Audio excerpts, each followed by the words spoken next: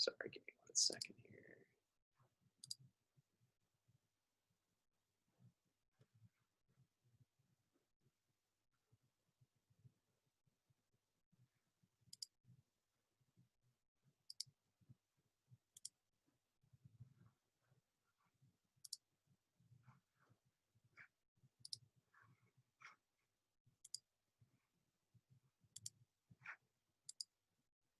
Okay, sometimes I have too many windows pulled up on my screen, and that makes screen sharing difficult.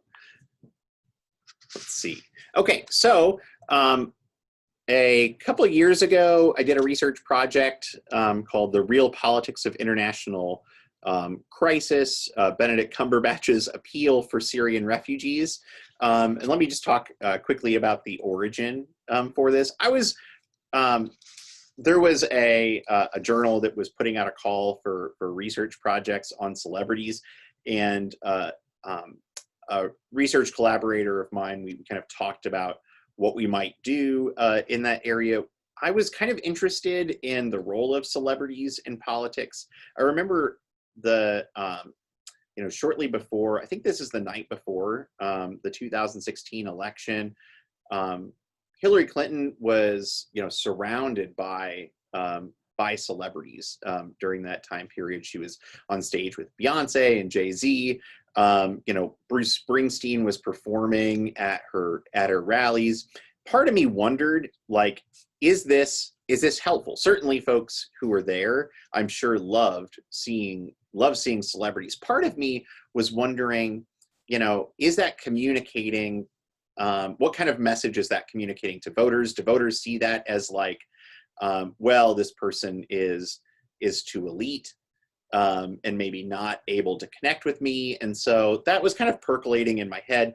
Both sides try to use celebrities, but Democrats also often have the bigger celebrities on board. So their celebrity appearances tend to be more prominent and more newsworthy. This is Scott Baio with Donald Trump. Who is that? Who was the person there? Yeah, who's Scott Baio? Scott Baio is he was the star of Charles in Charge, which was an old, really old sitcom. I think he was also he started on Happy Days. He played Chachi on Happy Days, and then was in a sitcom after that, Joni Loves Chachi. Oh yeah. I know too much about Scott Baio, apparently. I don't think I've seen these shows, but this is a picture from 1985 at Wembley Stadium in London. This is of Live Aid. Prince Charles and Princess Diana actually opened Live Aid. It was a worldwide concert tour organized to raise money for Africa. And it was continued at JFK Stadium in Philadelphia. It was the brainchild of Bob Geldof, who was the singer of an Irish rock group called the Boomtown Rats. In 1984, Geldof traveled to Ethiopia after hearing news reports of a famine that had killed hundreds of thousands of Ethiopians and threatened to kill millions more. And he gathered folks together for this concert that included like Culture Club, Duran Duran, Phil Collins, U2, Wham, and others. This is, I think that it's interesting. It has sparked a lot of conversation, both in research and outside of research circles, about the role of celebrities, whether this kind of celebrity attention is useful or not useful for political efforts. And so it was something that I was curious about. And certainly celebrities are still today politically active. And so I think it still matters. And so we had a few research questions. We were asking, do celebrities know about politics to try to influence the public about public policy or electoral politics? Do celebrity appeals change attitudes or behaviors? And does celebrity involvement in politics trivialize political issues which deserve serious thought and attention? weakening democracy in the process. While we were interested in all three research questions, we kind of narrowed in on this: do celebrity appeals change attitudes or behaviors?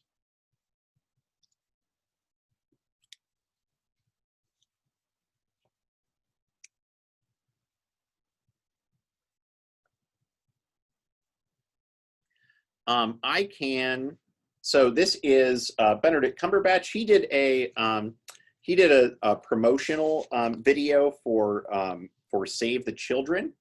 It was an organization which was trying to raise money for Syrian refugees. It was introducing folks to their plight through the video. In the introduction, Cumberbatch recites lines from Kenya-born poet Warsan Shire's Home, in which he says, "No one leaves home unless home is in the mouth of a shark." It is followed by a commitment of assistance for refugees. He says, "We see you, we hear you, help is coming." He films this from the dressing room at the Barbican Centre in London, where he was starring in Hamlet at the time. The remainder of the video after his introduction shares clips of Syrian children recounting times they were shot or forced to leave their homes. Journalists Caitlin Moran and Pete Pafides organized the video with proceeds going towards Save the Children's refugee crisis relief efforts. Crowded House's Neil Finn offered his support for the project as well. He said, "Help is Coming was always a song about refugees." Finn explained to the Standard, which is a news organization, and he said, "There is such a huge scale and urgency to the current refugee crisis that barely a day goes by without some crushing image or news account to confront us." And so we showed, we were curious about whether or not his appeal in this video was going to contribute to the cause of Save the Children. And so our hypothesis was, among a young audience, the video featuring Benedict Cumberbatch advocating for Syrian refugees will be more persuasive than the same video without Cumberbatch. And so we were able to recruit 647 student participants from Whitworth and PLU. We analyzed, so this would be part of our methodology section. So this is the part that I really want you to pay attention to. We were able to recruit 647 student participants from both universities. We examined, we gave them all a pre-test survey, and in that survey, we were able to demonstrate that there were no significant differences between our control group and our treatment group, meaning that we were going to randomly assign folks to either receive the video with Cumberbatch or the video that we manipulated to remove Cumberbatch from it. So we had two videos, one that was just the original video that included Cumberbatch's appeal, one where we removed him from the video, we edited him out of the video. We created two groups of people. One group would receive the video with Cumberbatch, one would not. There were no significant differences between those two groups. Demographically, no significant differences. Also, no significant differences in terms of the attitudes about politics and the attitudes toward refugees that we were interested in measuring.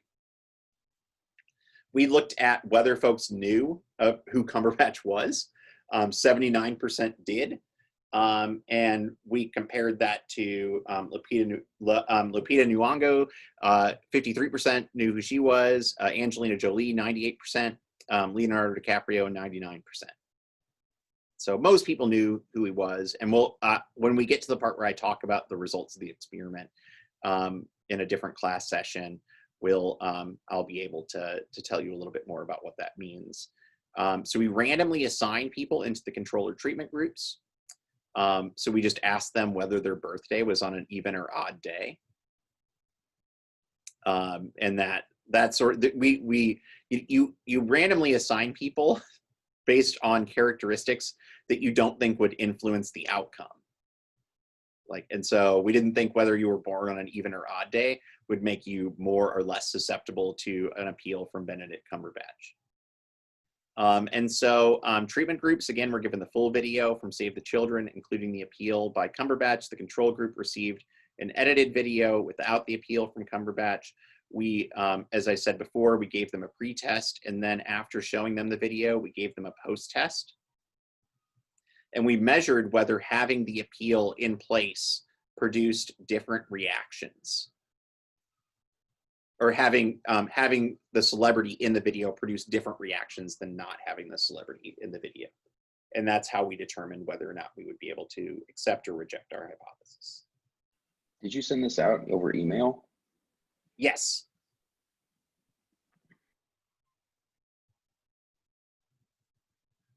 Yeah, so we were able to get, this is the one instance in which I was able to email all students. So we were able to do, we were able to email all students both at PLU and at Whitworth.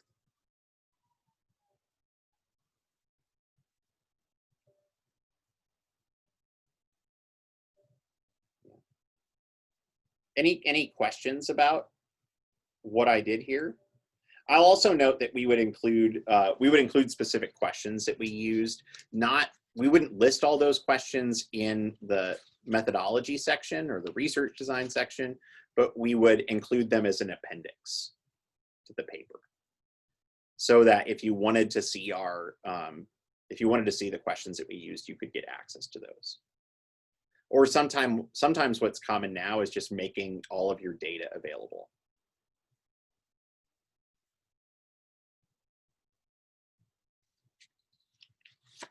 And so I tell people, you can certainly feel free to request data from us, and I'll give the data set to people, and you can play around with it, and maybe there's some other research project that the data could be useful for too.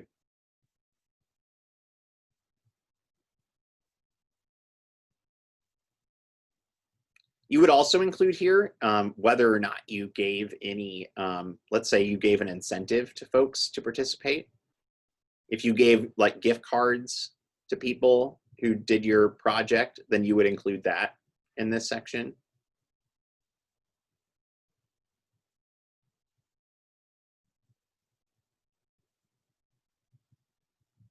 But I would, this is sort of bullet pointed, but I would just write, in terms of doing the project, I would write this up. It would be maybe a page or so, probably less. So if you were just doing like a survey, would you start with who was surveyed, when, where, and then detail the questions, or put the questions and the data in the back? I would put just the question. I would maybe put questions in the back, and I might even just, I might not include every, so, or I might in the context of the paper talk about the questions that I used and not include every question. I've got my survey in mind, and it's only like 3 questions, so I think I could probably just throw that in there too. Well, and what you want to do is ask, so you would have the questions you're most interested in, right? But you also want to include things to control for that. We'll talk about this later on. So essentially, anytime you're asking individuals questions, you're going to ask them their age. You're going to ask them about their, if you're talking about politics, you'll ask them for their party identification, their ideology, which is different than party identification. You might ask questions, if it would matter, perhaps, you might ask them questions about their religious affiliation, things like economic background. Yeah. So anything that you might think. So you have your independent variable in your hypothesis, right? So let's say I'm interested in whether, let's see. whether if you took like let's say, if you took American politics at PLU, you were more likely to vote than if you did not. I'm interested in studying that. Like it wouldn't, what I also have to think about is, if the dependent variable I'm trying to explain is voting, what other things might explain why someone would be more likely to vote? So I need to include, did they take American government? But I also need to control for all of those other factors that might contribute to whether somebody votes or not. So age might matter.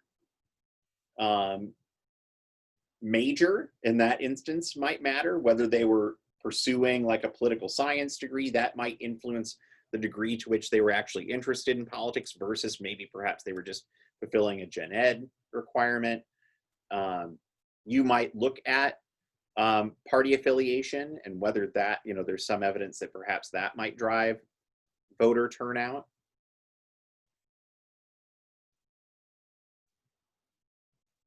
And so essentially, what you want to be able to say is, at the end, if your hypothesis is right, and that it was taking the class that influenced outcomes, you're going to be able to say, like, there's a relationship there, even after we've taken all of these other things into account.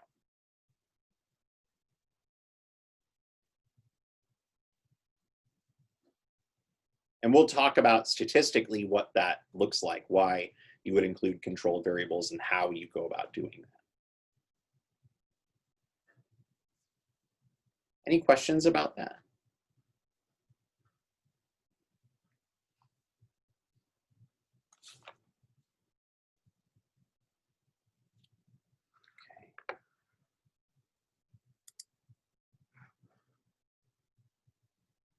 Okay. Any questions about research designs generally, or about the 20 sources?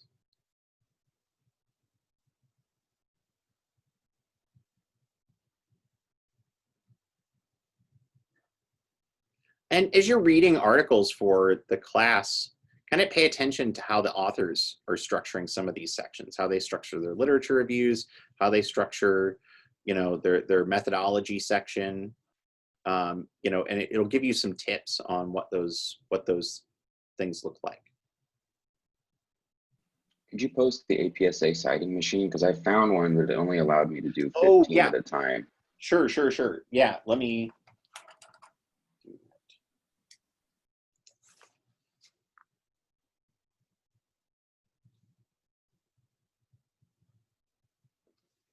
Yeah, I'll send that to you all. I wrote it down and forgot the other day. So thanks for the reminder.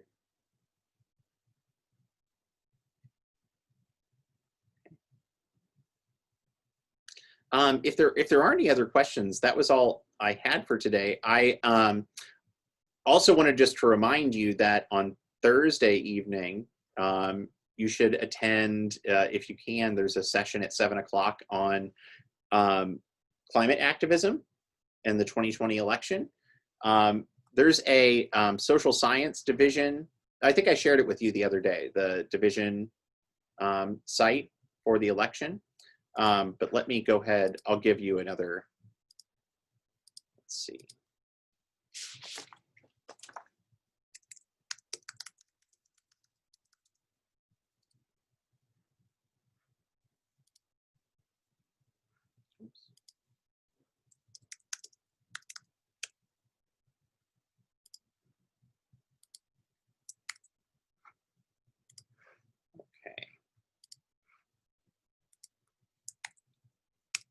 All right, so I just shared a link with you all. That's to the division website with all of our election events on it. And so it includes the Zoom links as well that you would need. So I hope you can make it out. I know that there's some Zoom fatigue that happens throughout the week, I would imagine. But these are good ways to build community, and especially this event, I think it's going to be really fun. It's like I said, 3 PLU students who are involved in their community, and I think we can learn a lot from the activism that they're engaged in. Okay, so that's all I have for today, unless you have any other questions for me. Okay. Well, thank you very much. I will talk to you all again on Monday. Make sure you submit those 20 sources. See you then. Okay. Thank you. Thank you. Thank you. Thank Bye. you. Thanks.